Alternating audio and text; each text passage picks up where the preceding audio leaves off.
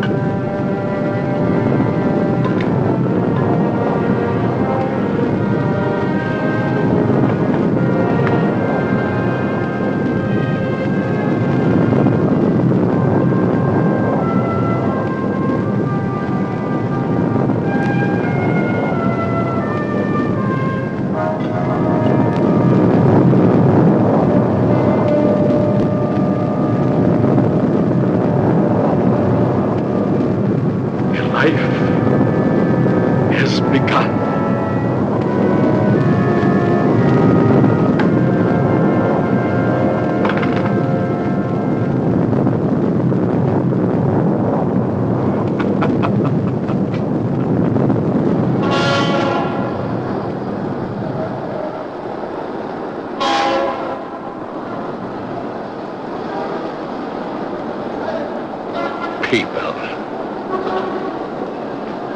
all going somewhere, all with their own thoughts, their own ideas, all with their own personalities. One is wrong because he does right. One is right because he does wrong.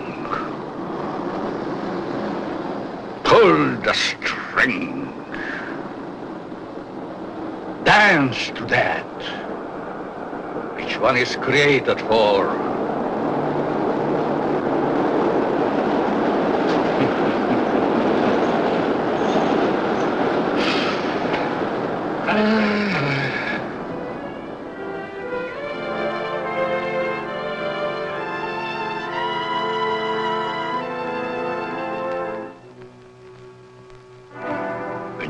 Day is begun.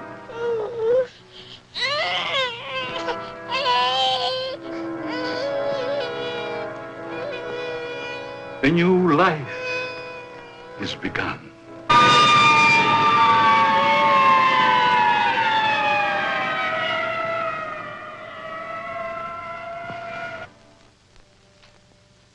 A life is ended.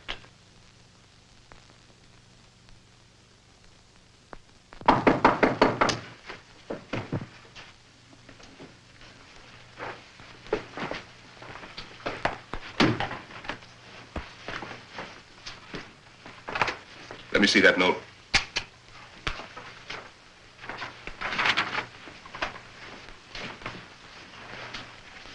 The records will tell the story.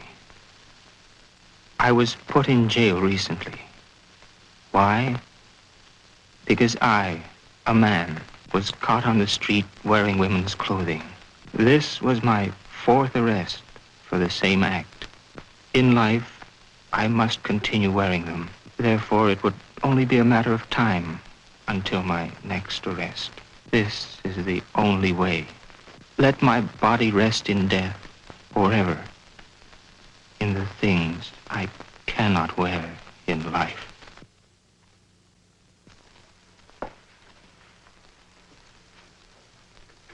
Inspector Warren is here to see you, Dr. Alton. Oh, yes. Show him in, Miss Stevens.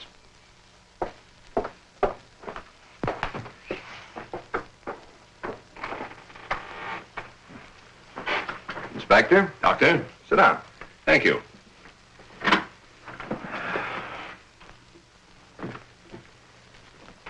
You're a very busy man, Dr. Alton, I know. I appreciate this time you're giving me. Business or pleasure, Inspector? In a way, business. From policeman to inspector, 20 years of it. I guess I've seen everything there is for a policeman to see. Yet I wonder if we ever stop learning. Learning about which we see. Trying to learn more about an ounce of prevention. I'm a man who thrives on learning. We only have one life to live.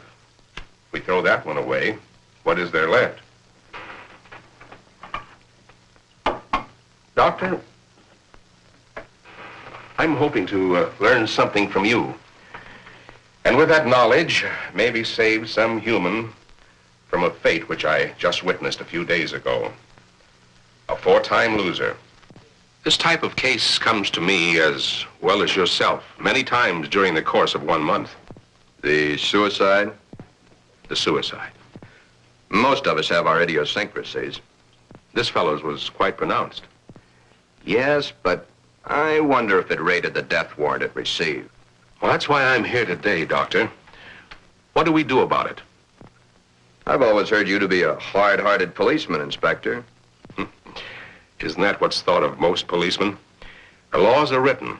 The policeman is hired to see that those laws are enforced. We have a job to do. As in most jobs, there's always somebody who doesn't want that job to be done. In most factories today, the employer has put up suggestion boxes. Even the employer needs advice once in a while. I think in the case that we're referring to, I need advice. Maybe it shouldn't have happened as it did. But it did. Perhaps the next time we can prevent it. Let's get our story straight. You're referring to the suicide of the transvestite? If that's the word you men of medical science use for a man who wears woman's clothing, yes. Yes, in cold, technical language, that's the word. As unfriendly and as vicious as it may sound. However, in actuality, it's not an unfriendly word, nor is it vicious when you know the people to whom it pertains. Will this operation do these people any good? I understand you were quite prominent in a case that hit the headlines a few weeks ago. In some cases, yes, others, no. Well, the papers certainly had a field day with that one. Strange as it may seem, even though it was a field day, as you so aptly put it, it's not a new story. Sex change has been performed many times. Those whose sex can be changed, they're the easy ones. But what of those who so desperately want to be of the opposite sex, yet can't change their sex, such as was the case with Patricia, the suicide? I'd like to understand this, Doctor, as best you can tell me. You can only fully understand the sex change by taking two entirely different cases. Two men with exactly the same background, from childhood to manhood and on to their own decisions and destinations. I'd like to hear the story to the fullest. Only the infinity of the depths of a man's mind can really tell the story.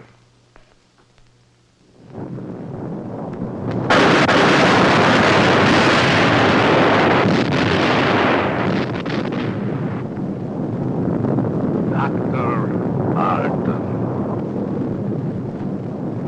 A young man, though he is, speaks the words of the All-Wise. No one can really tell the story. Mistakes are made.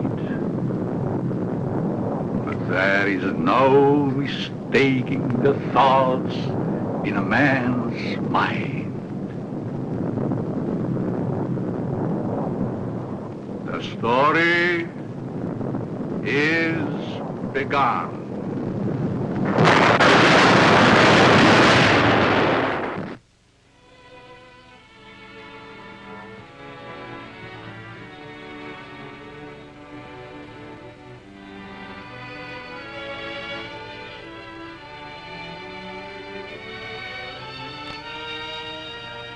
One might say, there, but for the grace of God, go I. Why is the modern world shocked by this headline? Why? Once, not so very long ago, the people of the world were saying, airplanes, huh. Why, it's against the Creator's will. If the Creator wanted us to fly, he'd have given us wings. but we fly. Maybe some of you may still remember an even sillier remark. Automobiles? Bah. They scare the hosses. If the Creator had meant for us to roll around the countryside, we'd have been born with wheels. Silly? Certainly. We were not born with wings. We were not born with wheels. But in the modern world of today, it's an accepted fact that we must have them. So we have corrected that which nature has not given us. Strangely enough, nature has given us all these things. We just had to learn how to put nature's elements together for our use, that's all. Yet, the world is shocked by a sex change. If the Creator had wanted us to fly, he'd have given us wings. If the Creator had meant us to roll around the countryside, we'd have been born with wheels. If the Creator had meant us to be boys, we certainly would have been born boys. If the Creator had meant us to be born girls, we certainly would have been born girls. Are we sure? Nature makes mistakes. It's proven every day. This person is a transvestite, a man who is more comfortable wearing girls' clothes. The term transvestite is the name given by medical science to those persons who wear the clothing of the opposite sex. Many a transvestite actually wishes to be the opposite sex. The title of this can only be labeled Behind Locked Doors. Give this man satin undies, a dress, a sweater, and a skirt, or even the lounging outfit he has on, and he's the happiest individual in the world. He can work better, think better, he can play better, and he can be more of a credit to his community and his government because he is happy. These things are his comfort. But why the wig and makeup? He dares to enter the street dressed in the clothes he so much desires to wear, but only if he really appears female. The long hair, the makeup, the clothing, the actual contours of a girl. Most transvestites do not want to change their life, their bodies. Many of them simply want to change the clothing they wear to that is worn by the opposite sex. Glen is engaged to be married to Barbara, a lovely, intelligent girl. Those fingernails have got to go. You know, I didn't realize they're as long as they are. My goodness, they're almost as long as mine. Maybe even prettier. We'll have to paint them sometime just for the fun of it. We'll trim them. That's for sure. You know, honey, you've invited me to dinner so many times in the last couple of months. It's almost like we're married already. I wish we were, darling. It's been a long year. For both of us. But now, my studies are through, college is concluded, and I'm free at last. Free? For the time being. Huh? Oh. How about joining me for an after-dinner drink? The living room? Mm-hmm.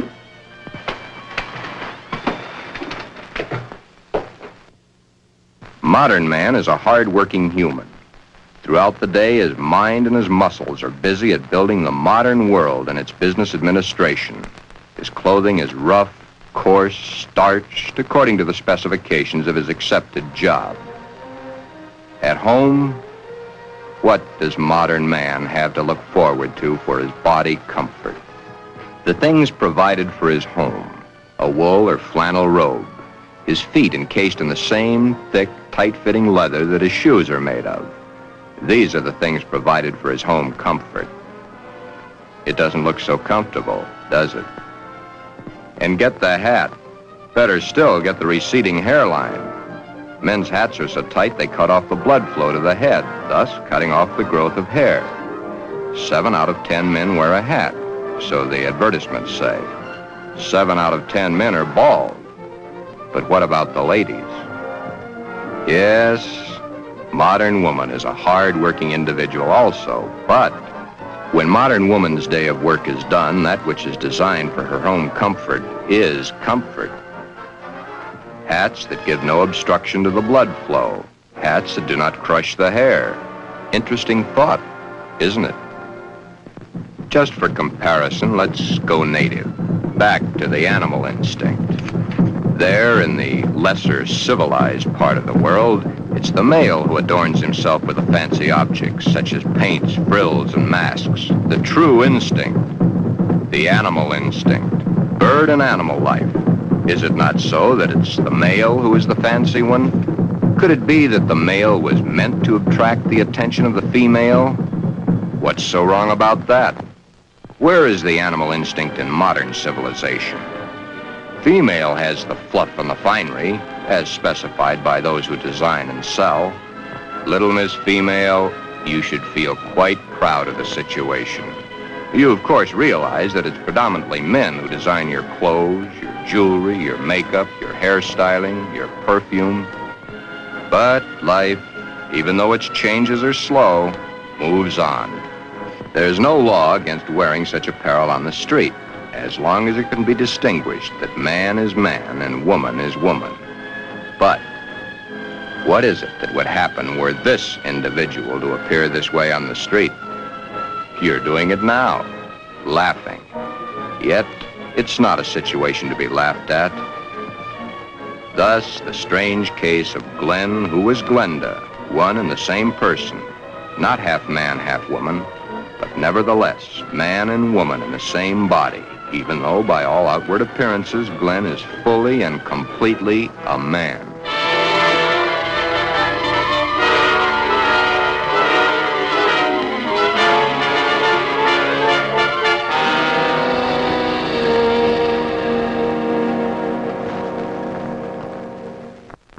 Sister, let me borrow her dress. You want to borrow your sister's dress? What for?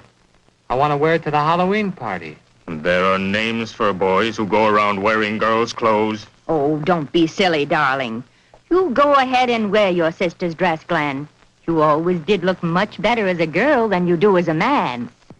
Glen did wear the dress to the Halloween party. He even took first prize.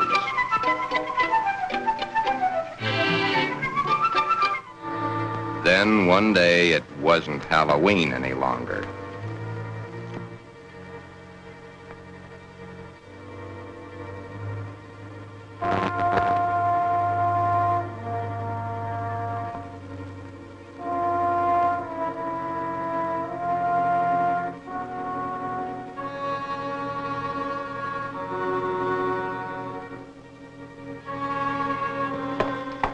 I wish I had the sight into such things to be able to advise you, Sheila. Maybe if you took the problem to a doctor. It's Glen that needs the doctor. But when things like this go wrong with someone so close and in your own family, it's so hard to believe. It's not really hard to believe. It's just hard for you to accept. Well, of course it's hard for me to accept. Suppose I were to come home with Roy or one of my other boyfriends some night and find Glen like I did last night. Yeah, that would be hard to explain. That's the understatement of the year. Just how does one go about introducing your friends to your brother when brother's wearing your best sweater and your skirt and makeup to boot?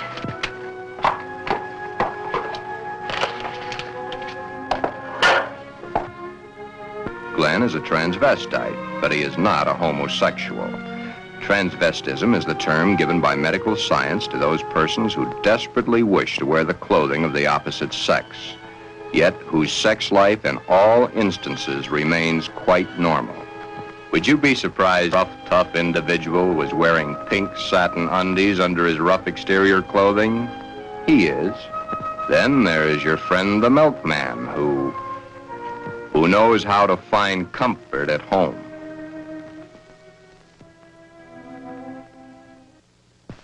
I can't stand it any longer. He wears all my clothes. Nothing is sacred to him, even my briefs. He He has every one of my sweaters stretched out of shape. Of course, he has always replaced them. But then, they didn't last long either. But, Your Honor, ruffles on his shirts and shorts. Really? Glen and all the hundreds of thousands of other Glens across the nation face quite a problem. Glen is engaged to be married to Barbara, a lovely, intelligent girl. The problem? Glenda, Glen's other self. The girl that he himself is, his other individual personality. You look tired tonight, Glen. Yeah, I guess I am. It's been a long day. Have you seen the paper yet? No, why? Isn't that a strange case? I wonder how some people's mind works. Well, some people aren't happy the way they are. That's a pretty drastic step to take. If it's the only way, I'm for it. I wonder what I would do in a case like that if I were in the mental turmoil that person went through.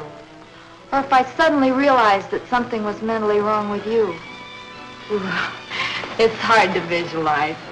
Here we are, two perfectly normal people, got to be married and lead a normal life together. And there's this poor fellow who never could have been happy if it wasn't for modern medical science. Our fourth term in psychology explains a lot of the facts, but I'm afraid the end of study is only the beginning of reality. Glen's problem is a deep one, but he must tell her soon. She's begun to notice things. His nails, his eyes when he looks into a ladies' store window. So many of the little things that are hard to hide. Soon she will realize. Then there was the time Barbara was wearing the sweater Glen had always wanted to feel on his own body. It was becoming an obsession to him. He must have. What's the matter, Glen, darling? I guess I was daydreaming. Something seems to be troubling you. Why don't you tell me? It's nothing.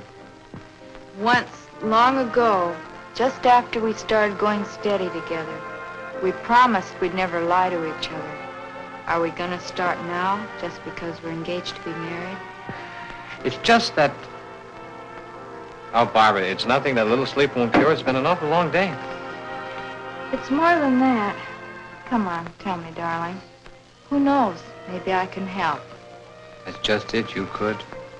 Then something is troubling you. Yes. Do I have a right to know? You have a right to know. But let's just say for the moment that I'm afraid to tell you. I'm afraid I'd lose you. Nothing could be as bad as all that. I love you and you love me. And nothing in the world can change that. I hope not. I really hope not. Glen, is it another woman?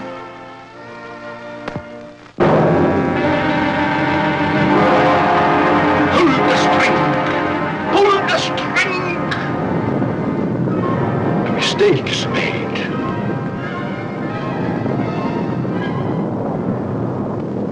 A story must be told. Always the same. He's not had the nerve to tell her. But he must soon come to some conclusion or forget the marriage. Should he tell Barbara of his Glenda now, before the wedding, or hit her between the eyes with it after, when it might be too late for either of them?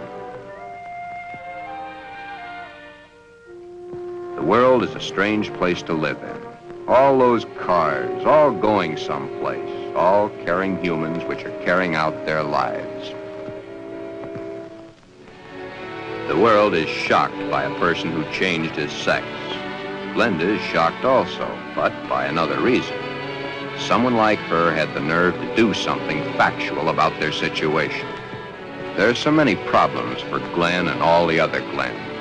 Perhaps the fear of discovery of the underthings they wear beneath their regular outer clothing, or that which they wear during their nightly visit to Morpheus, god of sleep. Thank you very much, and I'm sure she's going to enjoy it very much. If you want to return it, be sure that you bring the sales slip. Thank you.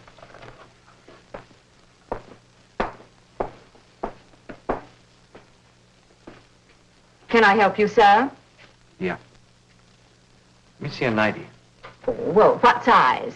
12. The color, the material? Black, very sheer.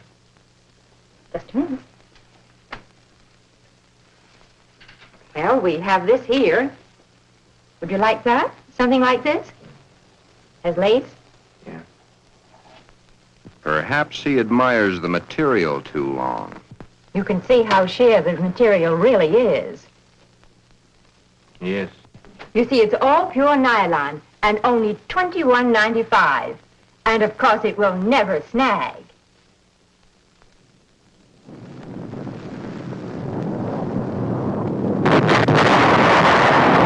But Glen and Glenda and all the Glens and Glendas have an even bigger problem. Hi, Joe. Hiya, Jack. Monday again. You know, I think Monday is about the worst day of the week. A perfectly wonderful weekend, then back to the sweatshops. Too bad we was born to work. Say, did you read about the guy that hangs to a girl? Says he was perfectly normal, too. How can a guy be normal and go and do a thing like that to himself?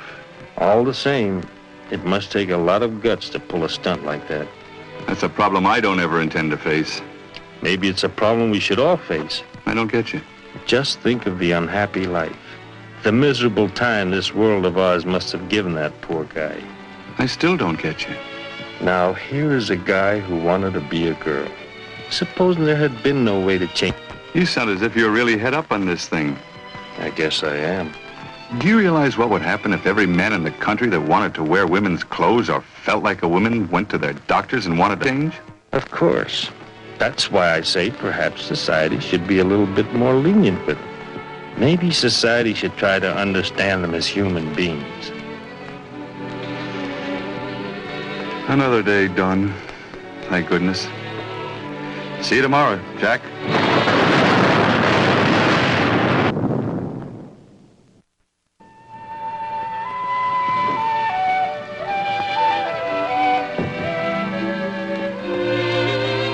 Hi, Glen. Hi, Johnny. Come on in and hit it right for the kitchen.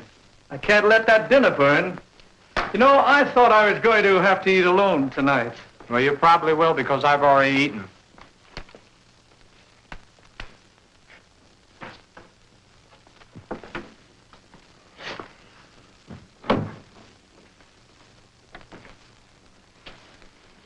What's up? Nothing much. Say, you really look down in the dumps. I guess I got a problem. Haven't we all? I mean a real problem, one like I've never had to face before. Our whole existence is one big problem after another. I want to get married. You have a problem. When did this all come about? For nearly a year, I've been engaged to a very wonderful girl. Now the time is getting very close to the man with the book. I'm scared to death. You love her? Very much. Does she love you? Yes. There's no problem. Marry the girl. Are you forgetting about my other self? You'll have to tell her, of course. Yeah. I have to tell her. But when? Before? Or after? I think you know the answer to that one yourself. My mind's in a muddle. Like in a thick fog. I can't make sense to myself sometimes. I thought I could stop wearing these things. I tried, honestly, I tried. I haven't had a stitch of them on for nearly 2 weeks until tonight. Then I couldn't stand it anymore. I had to put them on or go out of my mind. I'm afraid I'll lose her. I don't want that to happen because I really love her. Okay. Here's a story from fact. Johnny tells his story. He had not too long ago been married himself. He'd kept quiet about his transvestite desires in the hopes that the new wife would never discover it. However, one day, the little woman came home unexpectedly an hour early.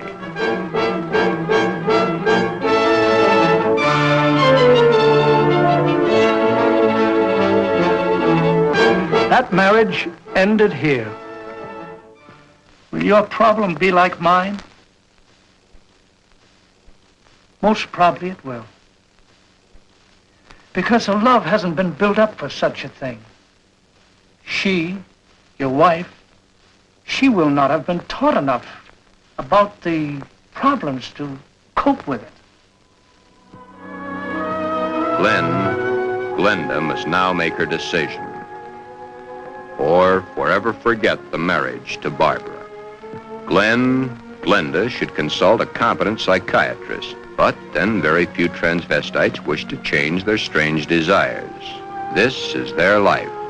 To take it away from them might do as great a harm as taking away an arm or a leg, or life itself. Many even carry their transvestite desires to the grave with them. Yes, it is a problem. But Glenda, remember back almost a year ago when Glen and Barbara accepted each other? Okay. That's the sixth time you've said goodnight. I guess it is. Look. Come on over here a minute. What is it? Never mind, just sit down.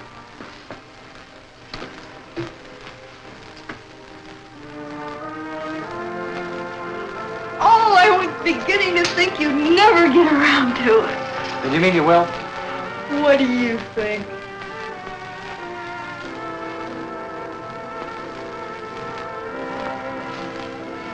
When? I must finish college first. It's only 7 months to go. Well, now, that's hardly long enough for you to get a trousseau together. How would you know about such things?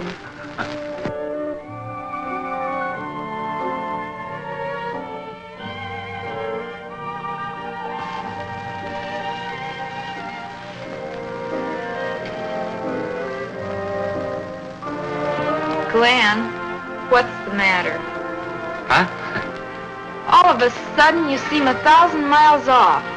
Yes, I guess I was, huh? That's a mighty pretty dress you're wearing tonight. I wear my best to please you. You know, when you look at me, you just tie me in knots. I love to tie you in knots. Oh, I'll be so happy when these next few months are over. Some special reason? Of course. So you can stop kissing me goodbye at the door every night. Yes?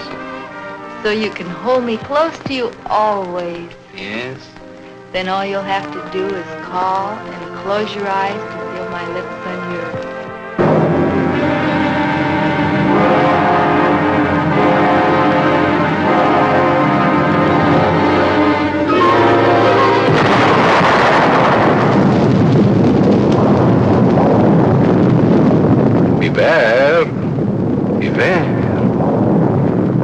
Beware of the big green dragon that sits on your doorstep.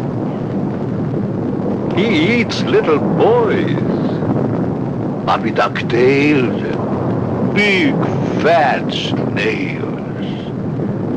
Beware. Take care. Beware.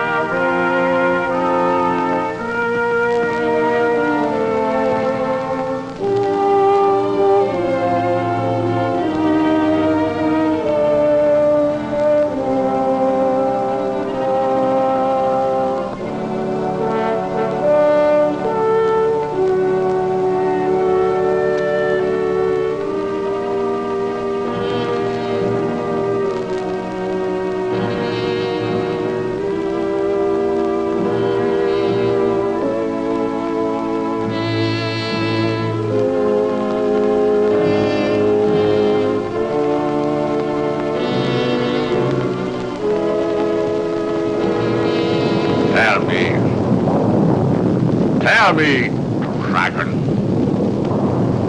do you eat little boys? Puppy ducktails and big fat snails? Puppy dog tail, puppy dog tail, puppy dog tail. Everything nice, everything nice. Ha, ha, ha, puppy dog tail.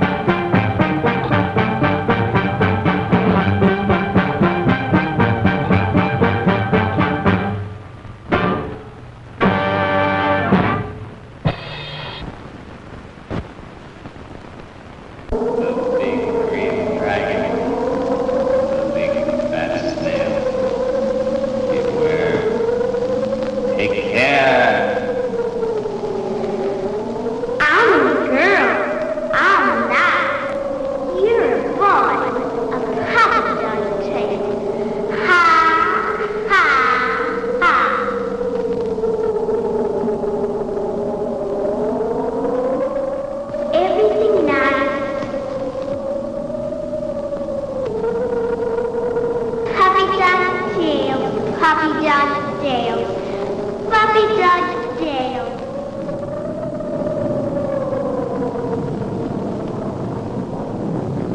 I'm a girl. I'm not.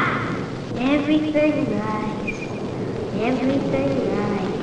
Ha ha ha. Puppy dog tail.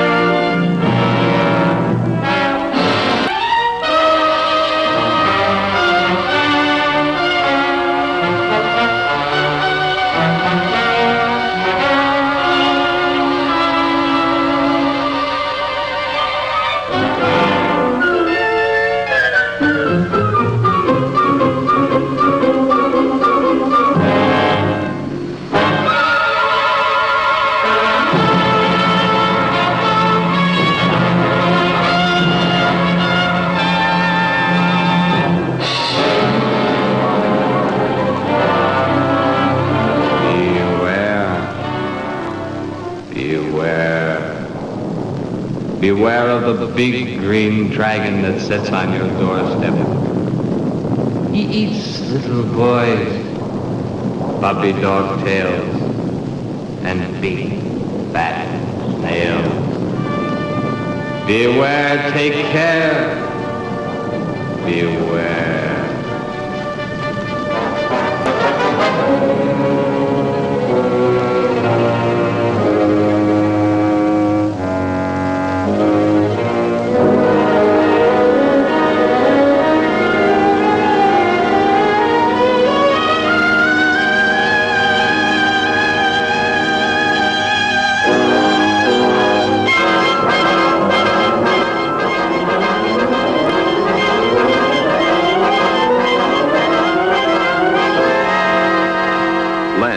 Glenda has made the decision. Glen has decided to tell Barbara of his dual personality. To tell her of the nighties and negligees, the sweaters and skirts, the robes and dresses, the stockings and the high-heeled shoes, the wig and the makeup. All that goes to make Glen into Glenda. He tells Barbara he cannot cheat her of the knowledge that she, as his fiancée, should possess. All the facts. He tells her softly, hurriedly at first, then slowly as he becomes more technical. His hands move to caress the smooth material of her Angora sweater, which he has so long and so desperately wanted to put on his own body. He tells of this to her, and she looks to the sweater and to his hand. Then, when it is all over and that much of the story he knows is told, Barbara is not sure of her own thoughts. That's about it, darling. I wanted to tell you for a long, long time, but just couldn't bring myself to do it. I've been too much afraid of losing you.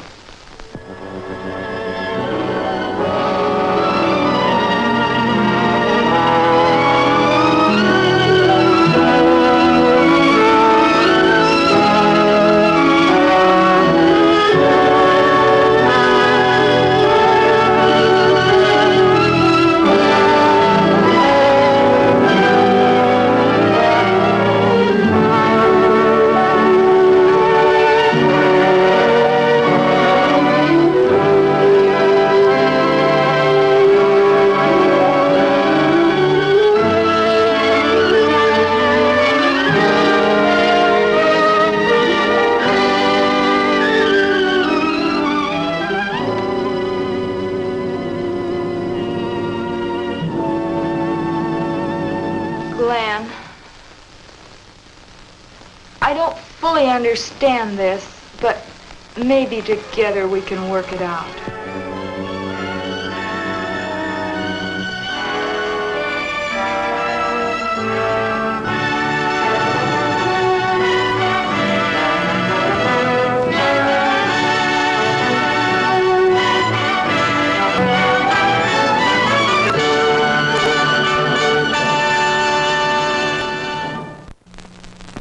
Is that the end of the story? Not quite. I'll get back to it in a minute. Glen's case is really the lesser advanced type cases. The second case is an extremely advanced one. However, I'll get to that in a moment. First, you must realize that each transvestite the world over has his own particular problem. Each case must be handled individually according to the person, his past life, and his problem. And he isn't a hermaphrodite? No more than he's a pseudohermaphrodite. Glen's case was entirely of his mind, brought on by the environment of his early youth. What about their children, Doctor? Would their children become the same way their father is? No. Transvestism is not hereditary. Well, what makes these men want to wear girls' clothes? Many things. But as I've said before, it usually starts in early childhood from one cause or another. Technically, each case has the same beginning, just a different set of circumstances. Are any of them actually cured? Oh, yes, many of them. Once the source of supply is found, it can be stopped, unless the patient refuses to cut off that source of supply. Then the way I get it, this Glen and the character he created, much as an author creates a character in a book, was invented as a love object to take the place of the love he never received in his early youth through lack of it from his parents. The character was created and dressed and lives the life the author designs for him to live, and dies only when the author wants him to die. Correct. Except that for the character Glenda to die, the elements must be right.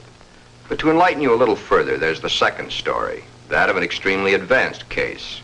Let's call this person Alan, Ann. Alan had a mother who wanted a little girl. The father didn't care much one way or the other. Alan did not enter the competitive sports that the other boys of the school did. However, he was an extremely studious boy and always had above-average marks in his subjects. Yet sports, girls' sports, he always was interested in. But he was rejected by the girls and also rejected by the boys. It seems he belonged to neither of them. After school, Alan would go home to find the mother who had always wanted a girl and the father who didn't care one way or the other. He enjoyed doing the woman's work around the house. Alan was becoming a woman and didn't realize it. A woman in mind only, but the mind rules. Then came the fateful year of 1941. Alan was drafted. He was accepted. In the Army, he successfully passed his vigorous training. He did not like it, but then there were the weekends for his particular diversions. On his weekend passes, he would go to the nearest town where he had a suitcase checked in a public locker. In the suitcase, he had the things he loved to wear, that which made his body appear to be what his mind believed it was. Then the day of embarkation came. But wherever Alan went, the suitcase was sure to go.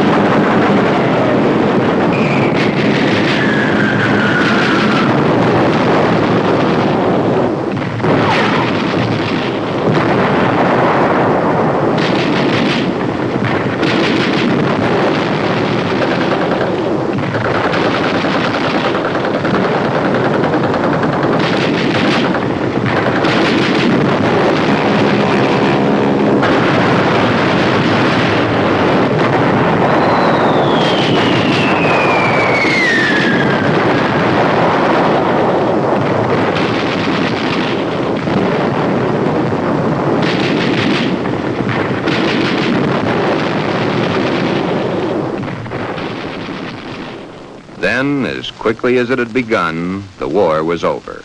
Alan came home. Alan had learned all the terms directed at men like himself, but no one had found out his aversion. He was honorably discharged from the service at the end of the war. He'd received the Silver Star and the Bronze Star for gallantry in action. While he was in an army hospital recuperating from a wound he had received in New Guinea, he learned a very interesting fact. He learned that foreign doctors were doing marvelous work with a sex change, man to woman, woman to man. Shortly after his separation from service, Alan came to me for advice. There followed many long sessions with my clinical reports and the reports of eminent doctors. It had been found that Alan was really a pseudohermaphrodite. A hermaphrodite is one who has the organs of both the male and female in plain sight. A pseudohermaphrodite is one who has one perfectly formed organ of either sex and one imperfectly formed one that's difficult to detect. Alan was of the latter.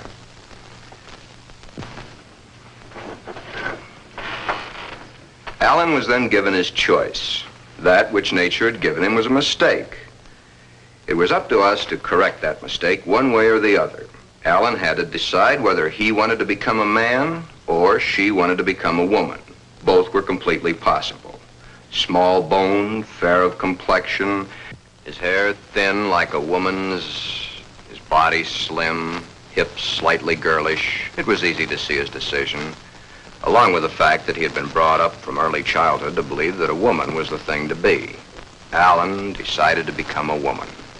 This, after all the help I could give him, was only the beginning. During the following 2 years, he was to go through the tortures of the damned. But never was there a whimper from him, because he knew that at the end of it all, he would at last be that which he had always dreamed. Hundreds of hormone shots were injected into various parts of his body. Alan's face was worked on with plastic surgery to smooth out the female elements. Long, tedious hours of work. The big day, or the starting of many big days, for it was to take many. The series of operations are performed slowly and at intervals to prevent any unnecessary shock to the nervous system. Still, the hormone shots continue, day after day, week after week, month after month. And even then, when the operation is over, the sex is changed, the shots must continue as long as Alan lives.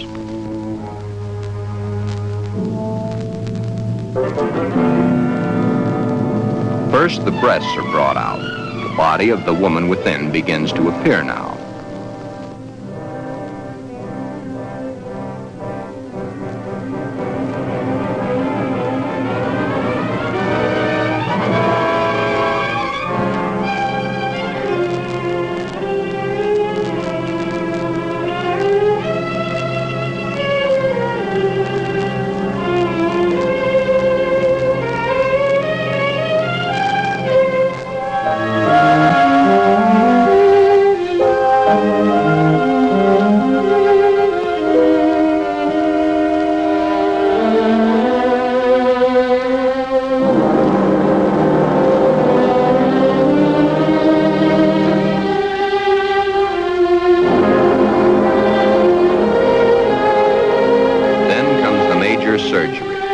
the removal of the man and the formation of the woman.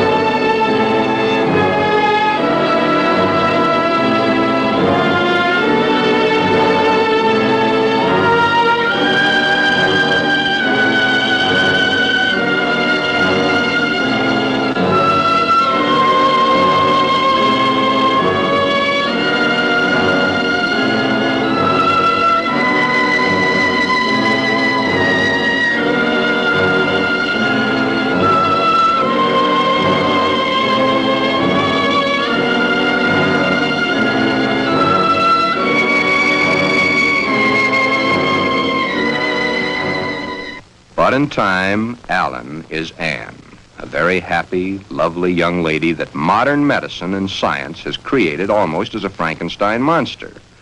The newspapers heard of it and hit the story with their usual fullness. If the newspapers had not gotten hold of the story, it would have gone untold, unnoticed as so many others in medical history. The sex change has been performed hundreds of times. However, right here in this particular sex switch, it's not the end.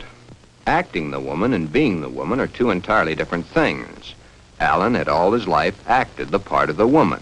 Now he is that woman and must learn how it's done.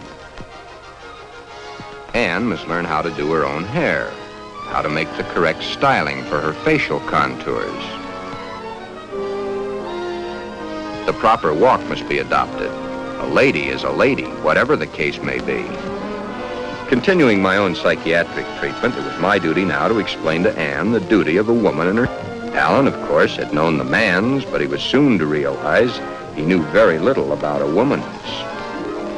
Yet, through it all, Anne loved every minute of it. Anne was indeed meant to be a woman, and now that the sex change had been completed, Anne was a very happy woman, and a woman who was eager to learn, and now was accepted by society. A woman born at the age of 24, in a world that for 24 years she had seen as a man, but a woman who now would, and was properly instructed in how to accept, a woman's world. Thus, this case, which has a happy ending, is due entirely to the corrections made by medical science. I've had several such cases. In fact, in my 20 years of practice, I've been prominent in 7. However, my colleagues have had hundreds. Then you believe that the Glen of the first story should have the sex change? In Glen's case, no. No, indeed. Glen would never be happy with a sex change. The Alan of your story ended happy? I'll tell it to you exactly as I told it to them. Shortly after Glen told Barbara of his love for girls' clothing, he started treatments with me. On the last treatment, both he and Barbara came to me. I told him the same story of Alan, Anne, as I've told it to you, Inspector. Anne was a pseudohermaphrodite. Even though one of the sexes was imperfect, she had the organs and the characteristics of both the male and female. Glen's case is an entirely different type of case. Remember I said, no matter what the case, it's a different thing. A new problem to be looked into, then solved. A new challenge to the psychoanalysis. Glen's body holds only one sex, that of the male. In all our talks, I've learned these pertinent facts. Glen's father had no love for his son. His father wanted Glen to be a football hero or a baseball player so that he could brag to his cronies down at the corner saloon as his cronies bragged to him about their own sons. Thus, the ruse of Glen's fictitious character. He invented it when he could find no love from his mother and no love from his father. His mother had hated her own father. Glen reminded her of her father. Therefore, she gave all her affection, love, and attention to her daughter. Glen then decided also to become a daughter. Glen, you can kill this fictitious character of yours anytime you wish. For your happy ending, it's the only way. Then you think I can kill this second character by transferring her qualities to Barbara? Exactly. But as the author and his character, the elements must be right. It's up to you, Barbara. You must take the place, give the love, and accept the facts that Glenda has always accepted. If you love each other as you now believe you do, Well, it'll be a hard job, but you'll enjoy doing the job. Should I let him continue to wear girls' clothing? Or should I put my foot down? If you put your foot down, you'd only go behind closed doors. Love is the only answer. Glenda must be transferred to you. Supposing Glen never gets over wearing girls' clothing. Would it matter to you very much? I love Glen. I'll do everything I can to make him happy.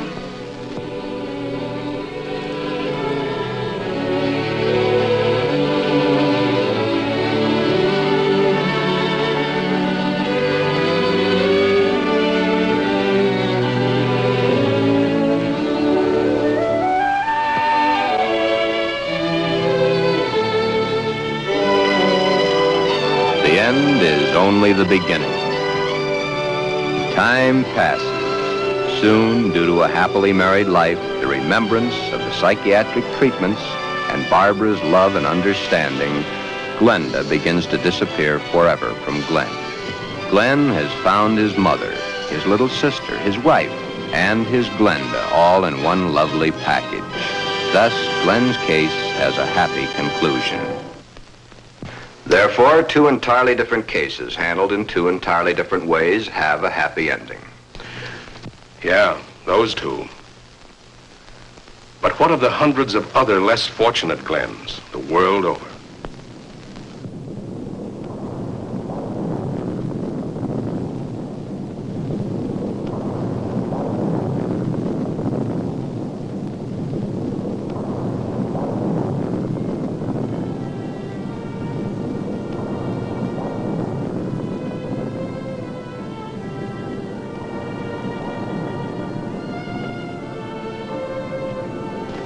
Yes. But what of the others?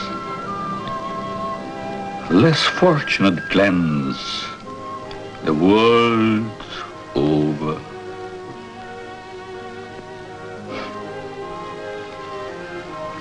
Oh, snips and snails and puppy duct.